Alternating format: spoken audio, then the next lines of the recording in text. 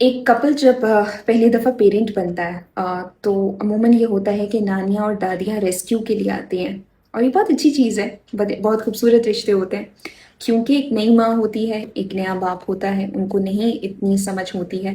बहरहाल मैं इस चीज़ पे भी थोड़ा सा समझती हूँ कि ये एक ज़िंदगी का ट्रुथ है कि आपको एक टाइम पर आकर, अगर आप चाहते हैं, ऑब्वियसली इसमें चॉइस का एलिमेंट आ जाता है, मगर आपको बहरहाल एक पेरेंट बनना है, तो मेरा ख्याल है बड़े ही सही वक्त पर ये चीज़ें, ये एक स्किल है, पेरेंटिंग एक स्किल है जो सीखनी चाहिए।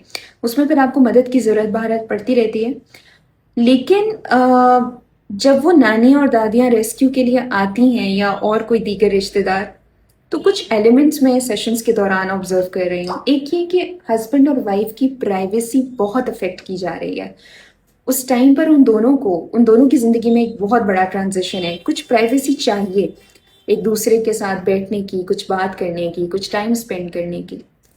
लेकिन उस टाइम पर क्योंकि दादी और नानी एक अपना बिस्तर यहाँ लगा लेती हैं और एक अपना बिस्तर क्रेडल के इस साइड पर लगा लेती हैं, तो उस कपल को एक दूसरे के साथ क्वालिटी टाइम प्राइवेसी में स्पेंड करने का मौका नहीं मिलता, जो कि बहुत टोल लेता है उस नई माँ के ऊपर ख़ास तौर पे।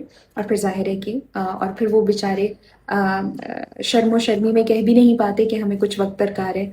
उसके बाद जो एक अनसॉलिसिटेड एडवाइस का तूफान आता है, वो उसके लिए भी रेडी नहीं होते। हर पेरेंट को पता होता है कि उन्होंने अपने बच्चे की परवरिश किस तरह से करनी है, और बेहतर होता है कि वो अपनी पीडियाट्रिशियन को फॉलो करें जो उनके बच्चे के हवाले से उनके साथ काम करेगा। और ज़रूरी नहीं है कि अगर एक दवाई आपके बच्चे के लिए काम कर गई है तो वो उनके लिए भी करेगी। और फिर तीसरी चीज़ ये कि एक मेंटल प्रेशर मैं देख रही हूँ उनके ऊपर डालना कि नहीं, your child should sleep on time, wake up on time. और फिर ये कहना कि मेरे बेटे ने तो ऐसे किया था, तुम भी ऐसे कर लो, बेटी ने ऐसे किया था, तुम भी ऐसे कर लो। Yes, it work for them but it's not going to work for me. और फिर नाराज़गियों का एक तूफान और वो सारी चीज़ें, वो वक्त बहुत प्रेशियस होता है किसी भी कपल के लिए। उनके लिए उस वक्त को आसान कीजिए। मदद का मतलब कतई ये नहीं होना चाहिए कि वो मदद ही उनके लिए एक बर्डन बन जाए।